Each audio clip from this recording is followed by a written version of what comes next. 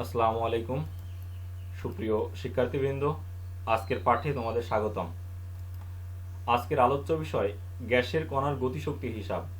আমি মোহাম্মদ আসমাউল বিশ্বাস, প্রভাষক রসায়ন বিভাগ, national ideal college, Khilgaon, Dhaka.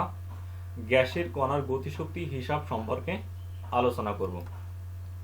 শিক্ষণফল: পাঠ শেষে শিক্ষার্থীরা গ্যাসের কণার গতিশক্তি সম্পর্কে ধারণা পাবে, গ্যাসের কণার গতিশক্তি নির্ণায়ক সমীকরণ প্রতিপাদন করতে পারবে, গতিশক্তি সম্পর্কে গুরুত্বপূর্ণ তথ্য পাবে এবং গাণিতিক সমস্যা সমাধান করার কৌশল জানতে পারবে। প্রথমেই দেখি গ্যাসের কণার গতিশক্তি কি। আমরা জানি গ্যাসীয় পদার্থের কণাসমূহ গতিশীল অবস্থায় থাকে। এই গতিশীল অবস্থায় থাকার জন্য এই গতিসম্পন্ন কণা কাজ করার সামর্থ্য অর্জন করে। এই কাজ করার সামর্থ্যকেই গতিশক্তি বলে। অর্থাৎ গ্যাসের কণা তার গতির জন্য কাজ করার যে সামর্থ্য অর্জন করে তাকে গ্যাসের কণার গতিশক্তি বলে। এখন দেখি গ্যাসের কণার গতিশক্তি নির্ণায়ক সমীকরণ কিভাবে প্রতিপাদন করব। প্রথমেই দেখি ডান পাশে কণার একটা পাত্র, এই পাত্রের মধ্যে গ্যাসীয় পদার্থ আছে। আমরা ধরি এই গ্যাসীয় পদার্থের চাপ হলো পি, আয়তন ভি, এম হলো প্রতিটি অণুর ভর, সি হলো এই গ্যাসীয় পদার্থের কণার আরএমএস বেগ, রুট মিন স্কয়ার ভেলোসিটি, বর্গমূল গড় বর্গ বেগ। এখন আমরা এই গ্যাসীয় পদার্থের কণাসমূহের গতিশক্তিতে নির্ণায়ক সমীকরণ প্রতিপাদন করব। এই প্রতিপাদন করার জন্য আমরা আদর্শ গ্যাসের গতীয় সমীকরণ অনুসরণ করব। এখন আদর্শ গ্যাসের গতীয় সমীকরণটা কি? PV is equal two 1/3 mn c square. এখন আমাদের সমীকরণ প্রতিপাদন করার লক্ষ্যে আমরা একটু বিন্যস্ত করে নিব। বিন্যস্ত করার জন্য আমরা এই n এর জায়গায় n এ ব্যবহার করব। তাহলে সমীকরণ দাঁড়াবে PV is equal two 1/3 mna c square. এখন কথা হলো কি যে এই যে na টা কি? na হলো 1 মোল গ্যাসের অণুর সংখ্যা, নাম্বার অফ অ্যাভোগাড্রো। এখন আমরা এইখানে একটু অন্যভাবে সাজাবো, সেটা হলো 2/3 ইন্টু 1/2। এই দুইটা অংশ অর্থাৎ 2/3 ইন্টু 1/2 কাটাকাটি করে আবার কিন্তু 1/3 হয়ে যাবে। আমাদের এটা প্রতিপাদনের সাপেক্ষে জন্য প্রয়োজন হয়েছে। এখন এই ডান পাশের অংশে কি আসে? 1/2 mc স্কয়ার। এই অংশে 1/2 mc স্কয়ারকে আমরা একটু বাম পাশে নিয়ে আসবো আর অন্য সবগুলো মানগুলোকে ডান পাশে নিয়ে আসবো। এখন আমরা জানি কি হাফ mc স্কয়ার, এটাকে বলা হয় গতিশক্তি ইকে। তাহলে E K is equal to 3/2 PV divided by na। এখন আমরা কি জানি? আমরা জানি হলো PV is equal to nRT। n এর মান যদি 1 মোল হয় তাহলে লেখা যায় PV is equal two RT। এখন পিভি ইজ ইকুয়াল টু যদি RT লেখা যায় তাহলে আমরা এখানে পিভি এর জায়গায় RT লিখে দিতে পারি। তাহলে আমাদের সমীকরণটা হয়ে দাঁড়াবে E K is equal to 3/2 RT divided by na। এখন যে আমরা রাশিটা পেলাম অর্থাৎ E K is equal to 3/2 RT divided by na, এটা হলো একটি অণুর গড় গতিশক্তি। E K is equal to 3/2 RT divided by na, এটা হলো একটা অণুর গড় গতিশক্তি। এখন আমরা যদি 1 মোল গ্যাসের গতিশক্তি নির্ণয় করতে চাই তাহলে এই na টা বাদ দিলে অর্থাৎ E K is equal to 3/2 RT, এটা হলো 1 মোল গ্যাসের গতিশক্তি। na দ্বারা ভাগ করলে হবে একটি অণুর গড় গতিশক্তি। এখন আমরা দেখি এ সম্পর্কিত কিছু গুরুত্বপূর্ণ তথ্য। n মোল গ্যাস অণুর গতিশক্তি হলো 3/2 nRT। 3/2 nRT, n মোল গ্যাসের ক্ষেত্রে এখানে n হবে স্মল লেটারে n। যাই হোক, 1 মোল গ্যাস অণুর গতিশক্তি কি হবে তাহলে? 3/2 ইন্টু RT, কারণ কি n এর মান 1 হয়েছে। আবার 1 মোল গ্যাস অণুর গতিশক্তি হবে 3/2 ইন্টু পিভি, কারণ কি আমরা জানি 1 মোলের ক্ষেত্রে PV is equal to nRT এর ক্ষেত্রে n এর মান যেহেতু 1 হয়ে যায় সেক্ষেত্রে RT এর জায়গায় আমরা কি লিখে দিতে পারি? পিভি লিখে দিতে পারি। যদি একটি অণুর গতিশক্তি বা গড় গতিশক্তি নির্ণয় করতে চাই তাহলে আমাদের সমীকরণটা দাঁড়াবে 3/2 into RT divided by na, অর্থাৎ অ্যাভোগাড্রো নাম্বার বা 1 মোলে অণুর সংখ্যা দ্বারা ভাগ করতে হবে।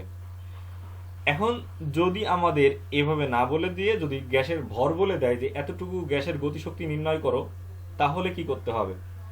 তাহলে হলো এই এন কে ভেঙে নিতে হবে। আমরা জানি এন সমান ডাব্লু ভাগ এম।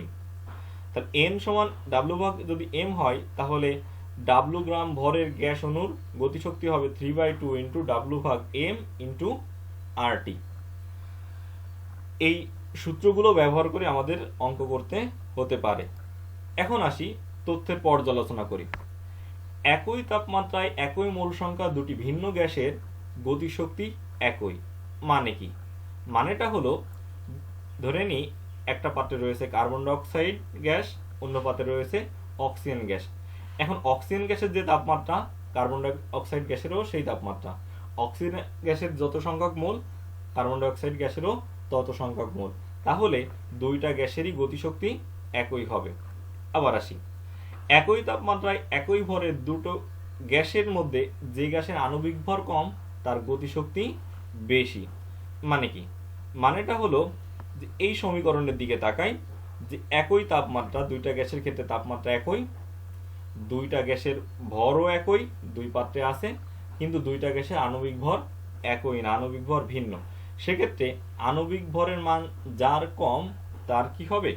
গতিশক্তির মানটা বেশি হবে। তারপর দেখি, একই তাপমাত্রায় একই আণবিক ভরের ভিন্ন পরিমাণ গ্যাসের যে অংশের পরিমাণ বেশি তার গতিশক্তি বেশি। মানে কি? মানে হলো, ধরা যাক দুইটা পাত্রে গ্যাস আছে, দুইটা পাত্রে গ্যাস থাকলে দুইটা পাত্রেই একই গ্যাস আছে, ধরে নিলাম কার্বন ডাইঅক্সাইড গ্যাস। দুইটা পাত্রে কার্বন ডাইঅক্সাইড গ্যাস আছে, দুইটা পাত্রেরই কি তাপমাত্রা একই, দুইটা পাত্রেই যেহেতু কার্বন ডাইঅক্সাইড গ্যাস আছে, তাই দুইটা পাত্রেই তার আণবিক ভর একই, অর্থাৎ 44। এখন যে পাত্রের মধ্যে এই ডাব্লুর মানটা বেশি থাকবে, অর্থাৎ গ্যাসের পরিমাণ বেশি থাকবে, তার গতিশক্তিও বেশি হবে। তারপর দেখি, একই মোল সংখ্যা দুটি গ্যাসের ক্ষেত্রে যে গ্যাসের তাপমাত্রা বেশি তার গতিশক্তিও বেশি হবে। অর্থ কি?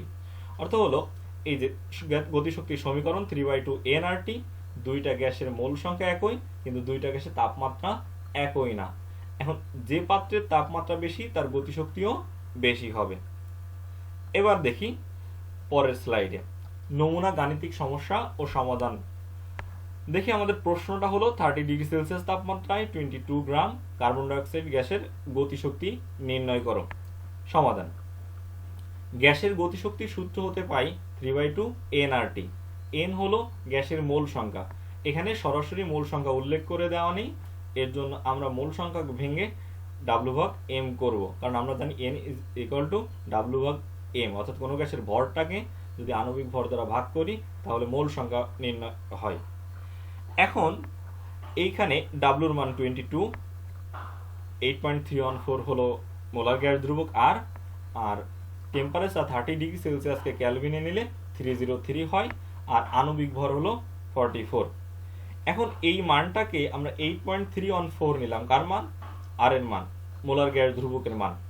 যেহেতু আমরা গ্যাসের যে শক্তি নির্ণয় করতেছি জুল এককে, জুল এককে নেওয়ার ক্ষেত্রে আমরা মোলার গ্যাস ধ্রুবক আরটা এসআই এককে নিব। উত্তরটা আসলো কত?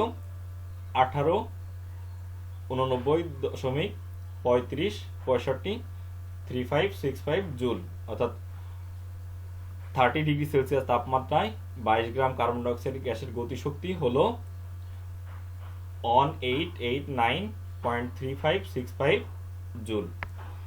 এখন দেখি এই একই অঙ্ক একটু অন্যভাবে উপস্থাপন করি। গত অঙ্কে কত গ্রাম এটা বলে দেওয়া ছিল, গতিশক্তি নির্ণয় করা হয়েছিল। এখন আমরা ধরে নিলাম যে কত গ্রাম দিয়ে দেওয়া নেই, আমরা কত গ্রাম নির্ণয় করতে হবে। এখন আমাদের দিয়ে দেওয়া আছে গতিশক্তি। সমাধান করার কৌশল দেখি। আমাদের সূত্র সেই আগের সূত্র, ইকুয়াল টু 3/2 nRT। এখন ভেঙে লিখলে 3/2 ডাব্লু ভাগ mRT। ডাব্লুকে যদি আলাদা করি তাহলে দাঁড়ায় 2 into EK into M divided by 3 into R into T।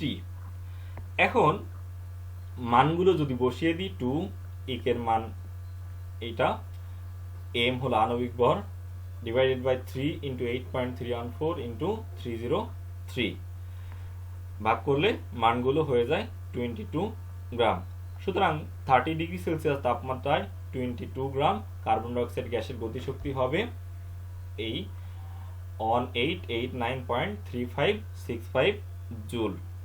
এভাবে এই একই মানগুলো ব্যবহার করে দেখা গেল অন্য অঙ্কের ক্ষেত্রে কত গ্রাম বলে দিল, গ্যাসের গতিশক্তিও বলে দিল কিন্তু টেম্পারেচার বলে দিল না, সেক্ষেত্রেও টেম্পারেচার নির্ণয় করা সম্ভব।